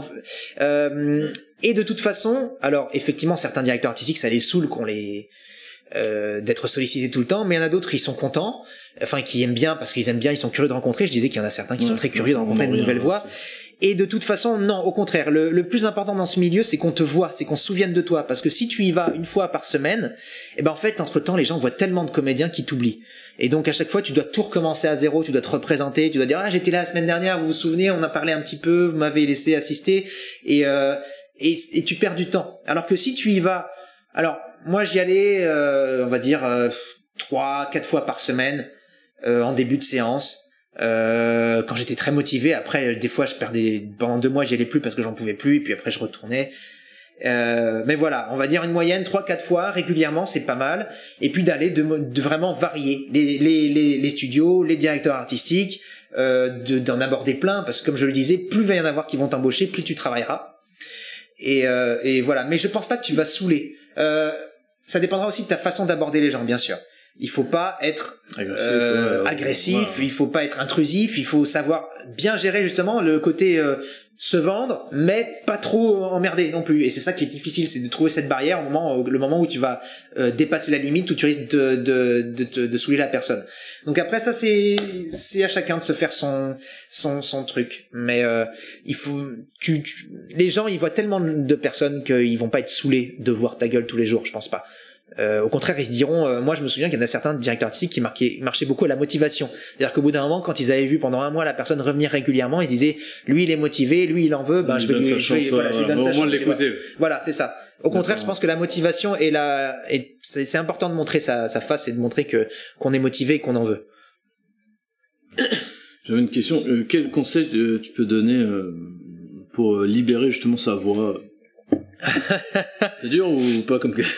Libérer, tu veux dire quand il faut crier ou Ouais, non, mais dans le jeu, est-ce que ça peut t'arriver, admettons, sur certaines phrases que dans l'intonation, de prendre une voix un petit peu plus aiguë, plus grave, plus bleu, machin. Alors le plus bleu, c'est tellement une parodie. Ouais, ça me fait rire de dire ça. Plus violet. Ouais, voilà. J'ai vu ça une fois et j'ai tellement ri. Et je me suis dit, si je me lance dans ça, je connais pas les termes. On a dit bleu. Et t'as des metteurs en scène qui sont comme ça, quand c'est plus violet. Oui, d'accord. Ça veut dire que tu as un truc concret ou pas? Des conseils. Qu'est-ce qu'il y a? Quand on est sur scène, ce qu'on dit toujours, c'est d'imaginer que tu parles pour la personne la plus au fond de la salle. C'est très important de savoir projeter et de parler fort. Parce que, voilà, il faut qu'on t'entende. C'est très rare qu'il y ait des micros ou des comédies musicales. Des fois, t'as les micros HF, mais la plupart du temps, voilà, il faut qu'on t'entende dans une grande salle. Donc, c'est important de vraiment porter, de pas être timide, de se lancer. C'est pour ça que je reviens à l'impro. C'est une très bonne école pour apprendre à se lancer parce que, t'es obligé de faire quelque chose et ça passe ou ça casse, mais au moins c'est une super école pour apprendre à en faire beaucoup, quoi, à y aller à fond. Donc il faut se donner à fond, il faut envoyer. Quand on est au micro, c'est autre chose parce que il faut savoir s'adapter à ce qu'il y a à l'écran. Si la personne murmure ou parle doucement, il va pas falloir parler super fort, c'est évident. Donc là, j'ai envie de te dire, il faut s'adapter au moment. Le conseil pour crier, souvent ce qu'on dit, c'est qu'il faut que ça vienne du ventre, il faut pas que ce soit que dans la gorge, parce qu'il faut que, voilà, je vais pas faire d'exemple là, mais il faut que ça vienne des tripes. Il faut que, après, ça aussi, c'est des exercices qu'on fait en cours de théâtre, où on apprend à respirer, à travailler avec les abdos, il y a plein de choses. C'est des choses qu'on apprend, c'est des déclics à développer, c'est des petits trucs comme ça qu'il faut, c'est une technique, comme n'importe quel métier, c'est des techniques à apprendre. Donc là, te donner une comme ça, à part le fait d'imaginer qu'il faut parler à une personne au fond, d'accord, voilà, c'est pas, j'avais pas d'autre chose. Ça rejoint bien une question que Minuto posait. Lui, en fait, il sort d'une école d'art dramatique. Ouais. Du coup, la scène, voilà, il connaît bien, jouer dessus, ne lui pose pas de problème, mais devant un micro, il bloque. Ouais. Voilà, surtout sur le fait de rentrer dans le jeu. Est-ce que tu as des conseils un peu pour dépasser ça ou... Ouais. Il faut se lancer, alors ce qui est compliqué souvent quand on est chez soi, et j'imagine que c'est moi au départ quand je faisais pas de doublage, c'est que t'oses pas parler fort parce que t'as pas envie d'emmerder les voisins. Donc t'as tendance à faire ce qu'on appelle un peu un jeu où tu mets de l'intention mais tu parles pas fort, tu vois. Et c'est sûr que ça aide pas. Pour te débloquer, ça après c'est tellement chacun a ses blocages, il faut se dire que rien n'est ridicule. Il faut oublier le regard, c'est très difficile quand on est comédien d'oublier le regard sur soi. Il faut oublier, il faut pas se juger, il faut éviter de se juger et se dire je tente les trucs et puis on verra, ça marche pas, et c'est pas grave, c'est pas la fin du monde, c'est que du jeu, c'est que du théâtre, on risque rien et au pire je réessaye autre chose. Et donc il faut pas hésiter à crier, à se lancer, à parler fort. Et c'est pas parce qu'on est derrière un micro que c'est différent d'une scène. Pour moi, il y a aucune différence. Quand je suis au micro et par rapport à la scène, c'est la même chose. Je me mets dans la peau du personnage, j'imagine que je suis le personnage et j'y vais à fond. Donc voilà, il faut oublier qu'il y a un micro, il faut s'imaginer dans la situation du personnage et puis y aller. Et puis peut-être aussi qui s'enregistre et qui s'écoute pour apprivoiser un peu sa voix. Ouais, peut-être aussi. C'est souvent des conseils qu'on donne dans la voix off. Complètement, c'est vrai d'effectivement d'apprivoiser sa voix, comme on apprivoise son image aussi. T'as plein de gens qui détestent se voir, qui détestent s'entendre. Et c'est aussi une bonne chose effectivement de s'enregistrer parce que comme ça aussi tu entends des choses que tu n'entends pas quand tu le fais toi-même parce que tu n'as pas le même voilà, c'est ce qui dégage n'est pas la même chose que ce que toi tu ressens. Donc c'est aussi intéressant de voir en fonction de ce que toi tu donnes Ce que ça donne vraiment. Des fois, t'as l'impression de crier, et puis quand t'écoutes après le truc, tu fais, ah mais non, mais en fait, mais ça crie pas du tout. Ou des fois, t'as l'impression de parler lentement, et quand tu réécoutes, tu fais, putain, mais je parlais super vite, c'est énorme. Et tu vois, et ça, c'est plein de choses aussi, et après, en fonction de ce que t'as entendu, et de ce que toi tu as donné, et ben, tu fais le rapprochement, et tu sais que, quand toi t'as l'impression de parler lentement, et ben, tu sais que c'est rapide. Donc du coup, tu vas parler plus lentement, pour donner un résultat plus normal. Et enfin voilà, c'est plein de choses à apprendre, mais c'est une très bonne idée, effectivement. S'enregistrer, c'est toujours une bonne chose, de toute façon. C'est pas la mienne, hein, c'est des professionnels de la voix. Voilà, il faut, et puis aussi ne pas rester que sur l'avis des gens proches de soi, parce que quand tu fais tes fan dubs, tes trucs, ben, tous les gens proches te diront, c'est génial, c'est trop bien. Et puis dès que tu vas être arrivé dans le grand bain, on va dire, dans l'océan, et c'est là où tu te prends tu prends des vagues. tes premières vagues, ouais. Moi, je sais que, j'avais fait beaucoup d'impro, et j'avais fait des sketchs. J'avais écrit des sketchs que j'avais joués devant un public qui me voyait régulièrement toutes les semaines, donc il était mort de rire à chacune de mes vannes. Et quand j'ai quitté Toulouse, j'étais à bloc, et je suis arrivé à Paris et j'ai fait une scène ouverte. Donc les scènes ouvertes, pour expliquer, on arrive 15 minutes avant le début, on s'inscrit, et puis on va jouer devant des gens qu'on ne connaît pas dans un grand théâtre, et puis t'as 5 minutes pour faire tes preuves. Et je me suis pris le plus grand bide de toute ma vie, que j'ai en vidéo d'ailleurs, avec aucun rire. Donc ça doit être... s'il y avait un rire, c'était un de mes meilleurs potes qui m'avait accompagné à Paris. Ouais, il essayait de lancer là. Il disait, ouais, c'est bien, tu vois. Même lui devait être seul. Mais toi, t'es là et tu fais, putain. Donc en fait, j'étais pas drôle, c'est juste que c'était mes potes qui rigolaient à mes vannes. Et et c'est là aussi qu'après on apprend le côté professionnel, c'est-à-dire à créer des choses professionnellement, qui en amateur font peut-être rire, mais qui une fois tu t'es face à des professionnels, surtout le public parisien qui est le pire des publics parce qu'il est en constant jugement, il voit tellement de trucs que lui dès qu'il va arriver, il va dire vas-y.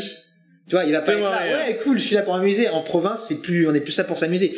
À Paris, c'est fais-moi rire, c'est ça. Ouais. Et là, et puis vas-y, fais tes preuves. Et donc voilà quoi, il faut et c'est pour ça que c'est important de se confronter à la réalité. Donc c'est dans les cours de théâtre, face à ton prof, face au public, mais un public pas forcément acquis, un public qu'on découvre. C'est là la meilleure des écoles. De toute façon, les revers, les critiques, c'est les coups dans la gueule, les baisses de confiance en soi, c'est la meilleure des écoles. C'est comme ça qu'on apprend, c'est comme pour tout. Et du coup, est-ce qu'il y a un interlocuteur, c'est Loïc qui pose cette question-là, ouais. Il y a un interlocuteur à privilégier pour avoir ce retour non familier, à faire des scènes ouvertes, ce qui est pas toujours évident. Non, ce qui est très difficile. Je pense qu'il faut déjà avoir pas mal de bagages. C'est ça, il faut aller beaucoup sur scène. Dans l'intermédiaire. Je peux lui faire des retours, hein. Ça va être compliqué pour lui. Mais c'est vrai que non, déjà il faut se sentir à l'aise, il faut avoir fait quand même pas mal de scènes. Effectivement, c'est mieux avec des publics qui te connaissent et avec des gens entourés de gens qui te connaissent. Mais vraiment, le meilleur des retours pour moi, c'est le prof de théâtre. C'est lui qui va c'est le meilleur des interlocuteurs. Après, éventuellement, l'envoyer à des professionnels, si c'est des cas de voix ou des choses comme ça, des doublages, tu peux effectivement l'envoyer à des professionnels. Moi, il y en a parfois qui m'envoient des trucs, j'ai pas forcément le temps de les regarder, mais effectivement, ils me demandent qu'est-ce que t'en penses, et alors là, c'est compliqué, il faut savoir conseiller sans non plus trop démoraliser, donc il faut savoir, c'est assez fin, et puis moi je me sens pas forcément toujours légitime de le faire. Mais voilà, c'est se confronter à des gens du milieu, ne pas hésiter à l'envoyer à des professionnels. Et peut-être que des fois, s'ils ont le temps, ils l'entendront et qu'ils prendront le temps de te répondre et de donner des conseils, quoi. Est-ce que toi, t'en envoies beaucoup par jour et sur ce qu'on t'en envoie à peu près Non, on m'en envoie pas tant que ça. Globalement, j'en reçois quelques-uns parfois et j'essaye d'y répondre le mieux possible. Mais souvent, les mêmes défauts qu'on entend, c'est ce qu'on disait, c'est le fait que comme c'est chez soi, les gens osent pas se lâcher. Ouais, et donc on le sent que le jeu est retenu, c'est vraiment ça, tu le sens direct. Et puis parfois, il y en a qui au niveau du jeu où l'articulation, où ça parle trop vite, où voilà, il y a plein de choses. Et, il faut une bonne diction. Il faut une très bonne diction. C'est aussi des choses qui s'apprennent. Savoir pas parler trop vite, savoir prendre le temps de dire les répliques pour que ça ait de l'impact et que ça rentre dans le. Tu vois, c'est plein de choses qu'on apprend. Ouais, et puis essayer de comprendre les intentions de jeu pour complètement, c'est ça. Mettre de l'emphase sur les bons. Exactement. Comme ça. Ouais, tout ça, c'est des choses qu'on apprend au fur et à mesure, ouais. Une question sur Twitter, non? Non. Oui, il y a celle de Lucie encore, qui demande si t'as déjà entendu des doublages amateurs. Si oui, qu'est-ce que t'en pensais? Bon, j'imagine de manière générale, parce que apparemment il y a beaucoup de personnes qui disent que certains doublages amateurs sont très bons, voire même meilleurs que la VF. Ça dépend de la VF. Alors j'en écoute pas beaucoup. C'est vrai que je prends pas le temps d'écouter les doublages amateurs. Mais je doute pas que parfois il y a toujours des pépites qui ressortent et où on voit l'amour, la passion du truc et que c'est de plus retranscrit et ça sera peut-être mieux retranscrit que un comédien un peu blasé qui aura peut-être pas trop envie comme professionnel, mais on le met là en face de ça, il sait pas trop quoi faire et il fait quelque chose et puis voilà. Mais bon, je pense quand même que après je sais pas le background des personnes qui font de l'amateur, je sais pas s'ils jouent beaucoup, s'ils ont fait beaucoup des cours de théâtre, je sais pas, mais c'est vrai que j'en écoute pas tant que ça. Mais il faudrait peut-être que je fasse. Après, moi, je suis pas directeur artistique, donc c'est pas mon but je cherche pas des voix. Honnêtement, je suis déjà moi bien actuellement par ma carrière à moi, c'est-à-dire que je suis, comme je le disais, j'ai encore plein de directeurs artistiques qui me connaissent pas, donc j'ai encore des périodes où je travaille pas, et donc voilà, je suis toujours encore en création, en train de créer mon réseau. J'arrête pas, donc c'est vrai que j'essaie de donner un maximum de conseils quand j'ai le temps à ceux qui m'en demandent. Parce que moi on m'a donné des conseils et que je trouverais pas ça juste que les autres ne bénéficient pas. Mais après c'est vrai que je m'intéresse pas trop au fandub, je reconnais. Ouais. Est-ce que tu veux poser une question? Je continue. Je vais poser la mienne. Quel projet tu conseilles de suivre auquel tu as participé, hormis l'attaque des Titans, Fairy Tail, un peu moins connu, un peu moins connu, auquel j'ai participé en doublage. Il y a Belzebub, qui est un anime qui est génial, c'est un des premiers que j'ai doublé après Fairy Tail et qui est ultra drôle, qui est adapté d'un manga. Mais l'anime s'est arrêté au bout de 58 épisodes alors que le manga a continué, et j'étais très déçu parce que j'avais un rôle dedans complètement fou et je me suis éclaté dedans, et l'anime est super drôle, vraiment, et pour le coup la VF, c'est pas parce que je suis dedans, vraiment, même tous les autres rôles, elle est canon, elle est vraiment voilà, l'anime en VF il est canon. Belzebub que j'ai fait et qui avait l'air vraiment bien, parce que des fois il y en a certains que j'ai pas vu, mais de ce que j'ai vu ça me paraissait vraiment bien. Alors le nom est barbare, The Ancient Magus Bride, voilà, et l'anime a l'air vraiment fou, et le rôle que j'ai fait c'était un psychopathe, et que j'adore faire un psychopathe, et c'est bien. J'ai adoré le rôle. J'aime bien faire les fous, les pervers. Voilà, c'est là où on s'éclate le plus, hein. On se lâche un peu. Voilà, exactement. Parce que le héros qui dit rien, un peu timide, bon bah à un moment ça va. Qu'est-ce que je pourrais conseiller d'autre? Là j'en ai pas qui me viennent. En série, si, il y a une série espagnole sur Netflix qui s'appelle Mar de Plástico, et qui est vraiment bien. J'ai pas entendu toute la VF, mais je sais que la série avait une bonne intrigue, et mon rôle c'est un de mes rôles préférés que j'ai jamais doublé. Donc d'accord. J'ai adoré le comédien. Oh. Voilà. C'est que lui tu as peut-être ouais, pendant qu'on est dans le... Alors j'ai vu une question Twitter intéressante que je poserai après, parce que là on a un truc un peu plus personnel sur ce que t'as fait, etc. Bon, déjà, une question sur le fameux Bouddha que t'as fait. Bon, moi c'est un bouquin que j'ai lu quand j'ai lu l'original de Tezuka. D'accord. J'étais gamin, j'étais au collège, quoi.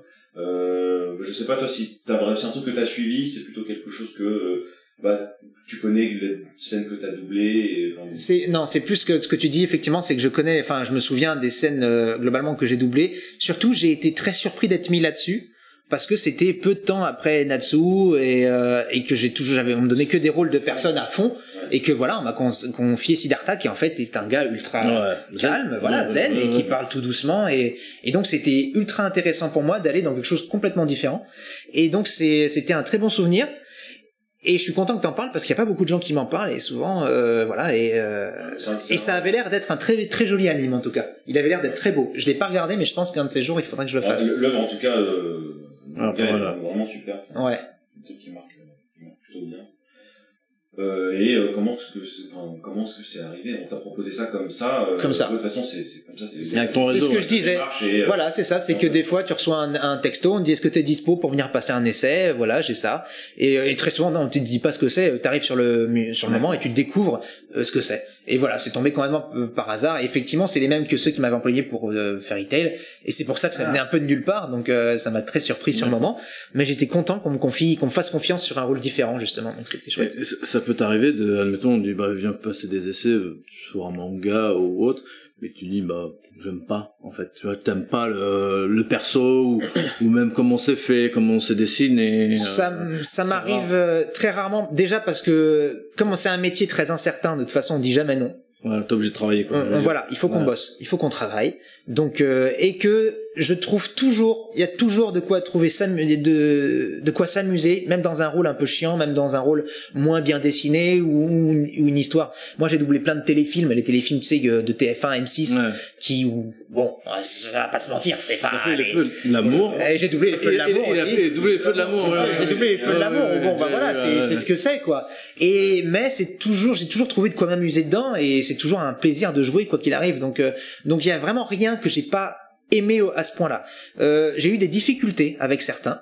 J'ai eu des difficultés avec Ban notamment parce que je m'attendais pas du tout à ce rôle-là et que ça me demandait quelque chose comme pour Siddhartha de complètement différent de ce que je fais d'habitude et qu'au début quand j'ai commencé à le doubler je me suis dit mais c'est de la merde, c'est nul ce que je fais, j'aime pas. Et dans ces moments-là, ce que je disais par rapport au ressenti, c'est que j'ai été obligé de faire confiance au directeur artistique qui m'avait mis sur ce rôle en connaissance de cause, qui avait confiance en moi et que ce que je faisais ça lui allait et on passait aux scènes suivantes et on enchaînait. C'est vrai que le personnage est fou aussi. Il est fou mais calme, il est calme, nonchalant, il est plein de choses que je suis pas et qu'il a fallu que je trouve. Et moi je m'attendais à me faire défoncer par la critique des fans pour la VF et au final la VF a vachement été appréciée et voilà, et c'est un des rôles pour lesquels je suis le plus connu. Donc comme quoi entre ce qu'on ressent et j'ai toujours un petit sentiment de difficulté quand j'avais doublé Ban, je sais que ça va être plus difficile alors que Natsu c'était mon meilleur pote, j'arrivais, je me lançais et voilà, et je sais que ça va être ça me demandait autre chose et que c'est plus compliqué pour moi, mais bon voilà quoi. Mais même le fait admettons qu'un doubleur arrive sur un projet, il dit je veux pas le faire, il peut être blacklisté. Je pense, je sais pas. C'est compliqué, mais peut-être. J'imagine. En tout cas, ce DA n'ira pas le rechercher. Oui, je pense que s'il dit non des directeurs artistiques juste en fonction du produit, effectivement, le directeur artistique lui donnera pas d'autre chance. D'accord. Ouais. Parce que déjà, on te donne une chance de faire. C'est un métier de fou qu'on fait. Donc, quand on te donne la chance de le faire, moi, je considère on ne peut pas être blasé dans ce métier. On a une chance immense de faire ce métier. Donc, de base, les gens qui se blasaient en disant c'est un peu de la merde ce que j'ai fait, ce que j'ai doublé comme produit, je trouve pas ça respectueux du film. De la série, des artistes et des autres qui me tueraient pour avoir ce boulot, quoi. Ouais, mais tu peux être, par exemple, en contradiction éthique ou politique. Ah, alors ça, c'est encore autre chose. Ce qui est un peu différent, mais est-ce que ça t'est arrivé? Est-ce que ça arrive à des gens de refuser des rôles parce qu'ils sont un peu en contradiction avec le message véhiculé par l'œuvre? Je pense que dans ces moments-là, il faut que alors, sauf si l'œuvre est, par exemple, complètement pro-nazi, mais je suis jamais tombé là-dessus.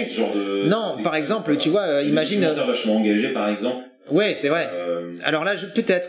Moi, j'avoue que ça m'est jamais arrivé et que de toute façon, il y a un moment, il faut savoir. Alors, documentaire, c'est peut-être autre chose, mais il faut savoir faire la part entre la fiction et que t'es là pour défendre un film, une vision, et que c'est comme ça. Bon voilà, c'est ton taf. Ton taf, c'est de faire croire à quelque chose, même si tu crois pas. Moi, j'ai joué une pièce de théâtre où je faisais un gars qui défendait la guerre, voilà, et je me mettais à fond dedans, et le meilleur compliment qu'on m'a dit, c'est on a l'impression que tu y crois vraiment. Ouais. Et voilà, et ben c'est ça notre but, c'est de faire croire aux gens. Un très bon exercice finalement. Complètement. D'aller dans des trucs extrêmes, et voilà, si on te demande de jouer un nazi, tu joues un nazi, et si tu le fais bien, et si on me dit que j'ai bien fait un nazi, je me dirais pas merde, je me dirais ok, cool, j'ai rempli le taf, j'ai fait ce qu'on m'a demandé de faire, j'ai bien joué, bon voilà quoi. Après, comment va être utilisé le truc, c'est bon, nous on est là pour transmettre une idée, enfin transmettre une vision d'un réalisateur, d'un comédien, d'un truc, et c'est juste, on est vraiment un vecteur, on n'a pas d'autre taf en fait. Dernière question un peu perso. Ouais. Un peu perso, on reste dans le doublage évidemment. Ouais.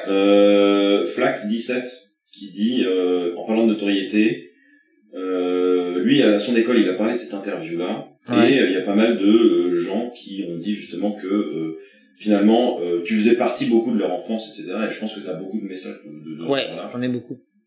Finalement, ça fait quoi de devenir ce genre de personnage un peu idolâtré? Enfin, ça doit être un peu étrange. Non, c'est...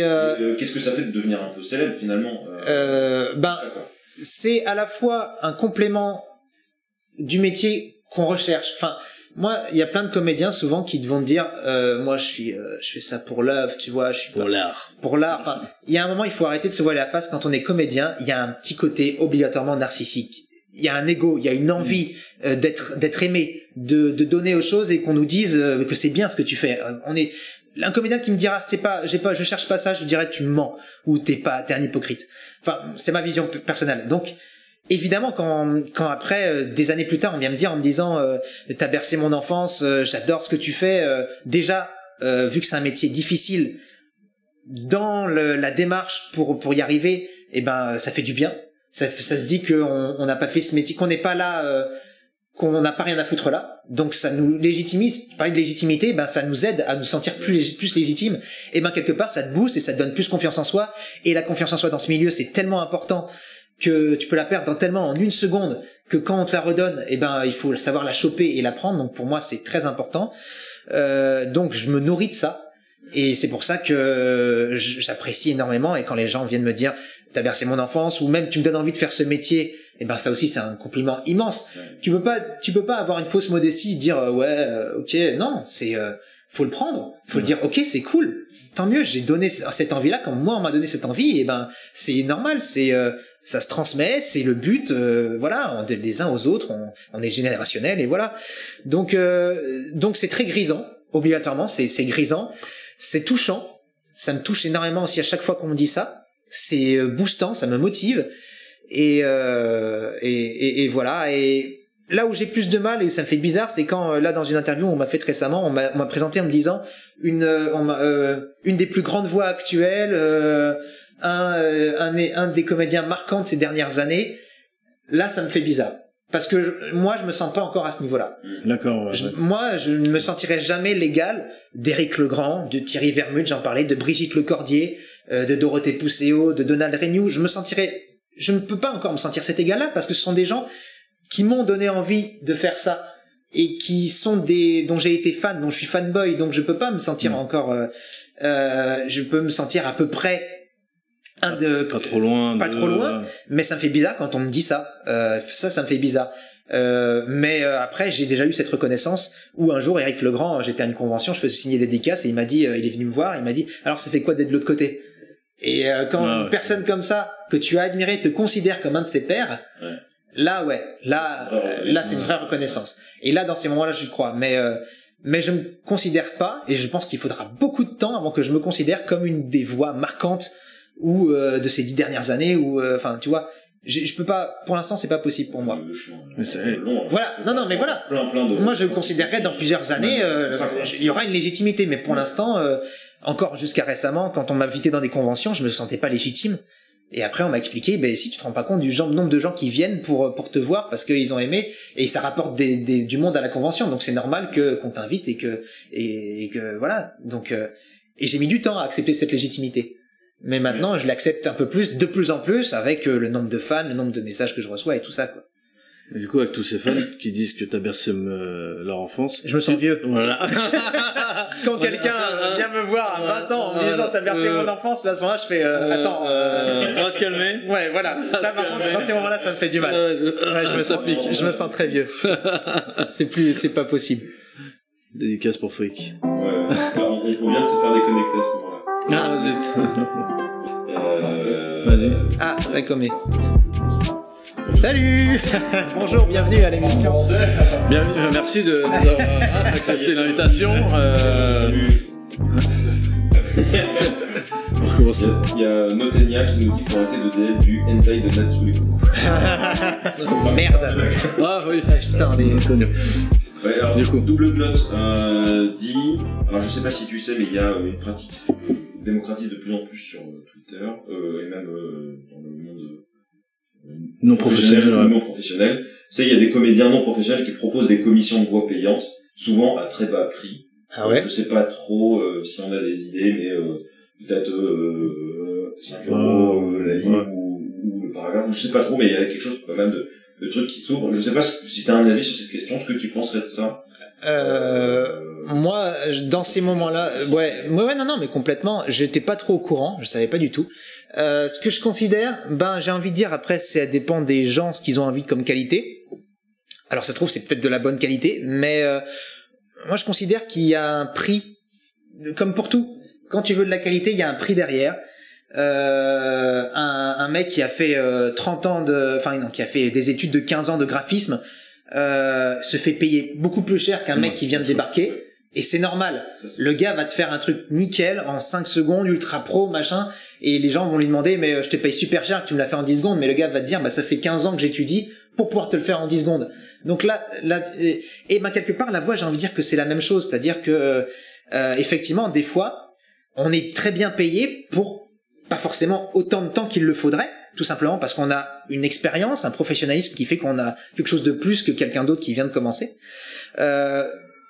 Et après, il y a ce côté un peu, on casse un professionnalisme. C'est-à-dire que c'est comme quand on va, là je reviens en Star Talent, on va donner à un footballeur le rôle d'un comédien de doublage. On va faire doubler un footballeur. Ouais. Ça se trouve, le résultat sera pas mal. Le mec il aura mis 8 heures de plus qu'un comédien normal pour faire 3 phrases. C'est comme ça, parce que bon, ils l'ont refait faire 10 fois, parce que 10 000, enfin je sais pas, parce qu'il est pas comédien. Mais le résultat sera là, il sera bien. Le souci, c'est que ça fait croire ensuite que n'importe qui peut faire ce métier. D'accord. Pour moi, ça décrédibilise notre métier, ça fait qu'on pense que ce n'est pas un métier. Et pour moi, ça, c'est pas normal. Parce que c'est un métier qu'on a développé, on a travaillé pendant des années. Tu as la tâche à démarcher les gars. Voilà, c'est tout con, mais tout ce réseau qu'on a fait pendant des années, c'est du taf. Et pour moi, ça décrédibilise notre métier, et c'est dommage. Donc, si la personne a bossé, tant mieux pour elle. Si ceux qui les embauchent, ça leur suffit, tant mieux pour eux, s'ils trouvent des trucs moins chers. Mais je pense qu'il y aura toujours une reconnaissance de l'expérience qui fait que les gens, quand ils voudront vraiment un truc de bonne qualité, c'est comme quand tu veux un vrai bon jean, ben tu te dis tu prends un jean, tu te dis bon bah je sais qu'au bout de 2 ans il va être niqué, je vais chez Célio ou Jules, soit tu te dis ok je vais payer un gros prix, je vais aller chez Levi's, je vais me prendre un jean, mais d'ici 15 ans il sera encore bon et je pourrai encore le porter. C'est pareil pour tout, si t'as envie de mettre des sous dans de la qualité, tu le mets. Si tu veux mettre moins d'argent, eh ben, tu auras peut-être une qualité un peu moindre. Et peut-être que ce sera de la aussi bonne qualité, je ne connais pas le taf de ces gens, je veux pas les critiquer, si ça se trouve c'est très bien ce qu'ils font.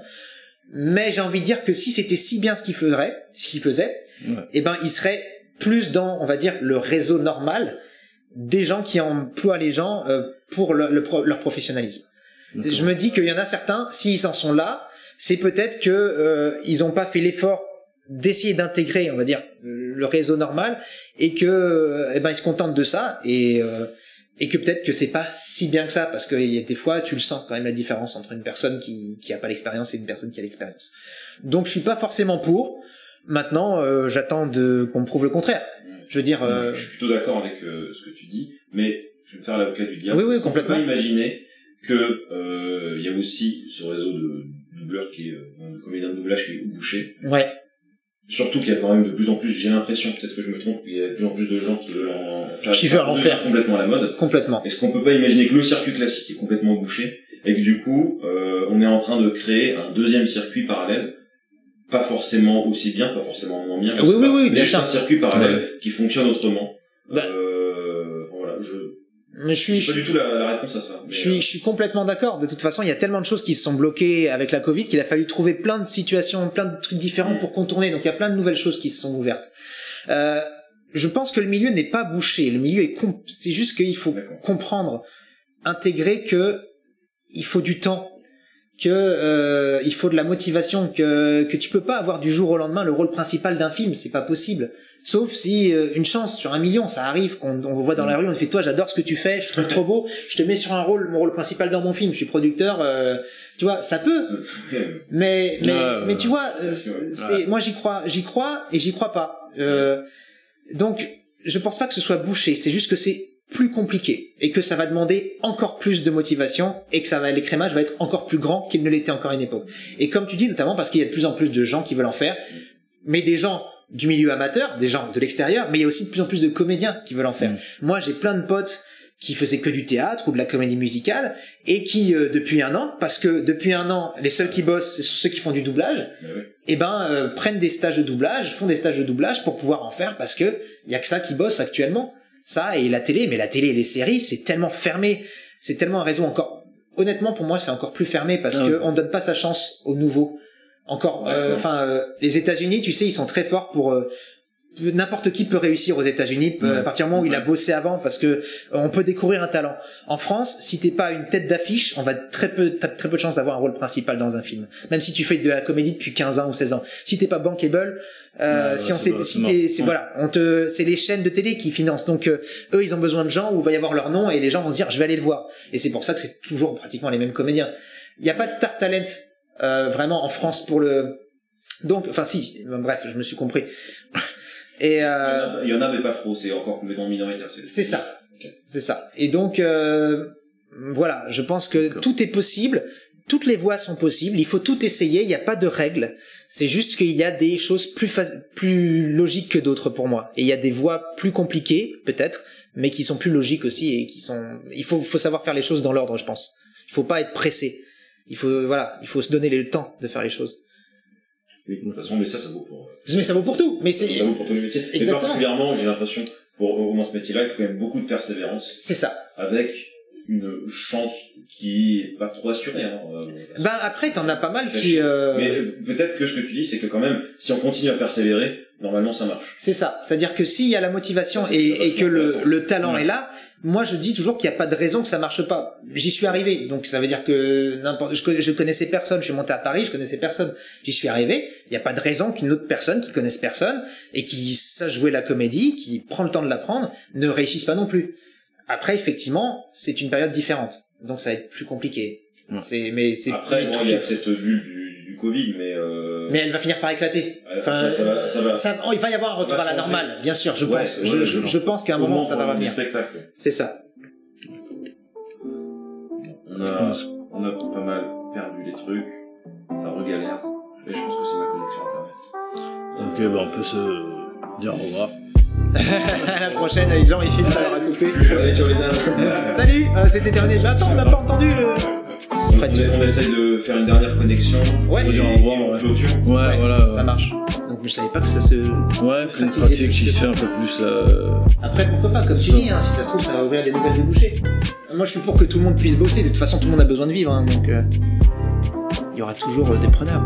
Ouais, exactement. Des gens qui ont moins d'argent, des gens qui. Des prods, pas moins d'argent. Je crois que vous entendez. Est-ce que vous nous entendez? C'est vrai qu'avec le Covid, plus d'amateurs se sont lancés dans le doublage. Ils sont là. Ils aimeraient faire leur métier. Mais je comprends complètement. Et c'est non. Enfin, je peux comprendre. Moi, j'ai rêvé de faire ce métier pendant des années. Donc, comme c'est de plus en plus mis en avant. Ouais. Et puis même en plus, finalement, d'un point de vue juste pragmatique, c'est vrai que pendant un an, il n'y avait pas beaucoup de loisirs. Finalement. Ouais. On s'est concentré sur autre chose. Ouais. Sur Internet. Exact. La création visuelle, je pense que c'est un gros bout. Grave. Parce que on n'allait pas au ciné, parce que tout ça. Il y a tellement de trucs qui se sont créés, ça a ouvert, il faut faire plein de trucs, ouais. Eh bien, on va clôturer. Ouais. Désolé pour la fin, dans tous les cas, vous aurez la vidéo sur le YouTube Micro sur la moustache. Normalement sur les coupures, j'espère qu'on n'aura pas de surprise au montage. Et voilà, pour notamment la fin sur cette dernière question où ça a pas mal coupé. Ouais, c'était quoi déjà les commissions. Ça, c'était le plus long. Oui, j'ai envie de dire qu'il en faut pour tout le monde, et donc tant mieux si ça marche. Voilà quoi. Ouais. Okay. Mais je te remercie de nous avoir accordé tout ce temps-là. Avec plaisir. Micro sur la moustache. C'était un réel plaisir de discuter avec toi. Très bonne interview, très bonne discussion.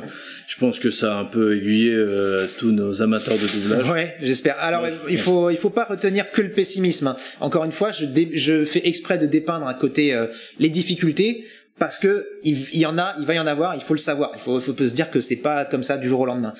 Mais maintenant, voilà, soyez motivés, allez à fond. Si c'est votre rêve, il n'y a pas de raison que ça marche pas. Il faut se donner les moyens. Okay. Merci de nous avoir suivis.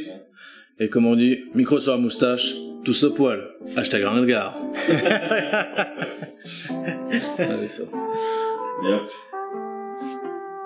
Salut.